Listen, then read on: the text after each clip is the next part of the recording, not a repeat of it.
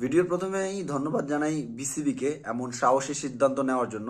আসলে সবার আগে বাংলাদেশ এই কথাটা মাথায় রেখে হয়তো বা বিসিবি এরকম সিদ্ধান্ত নিয়েছে এবং সর্বোপরি সরকারের সিদ্ধান্তের সাথে বিসিবি একমত এবং আমার মনে হয় বাংলাদেশের জনগণও বিসিবির এই সিদ্ধান্তের সাথে একমত।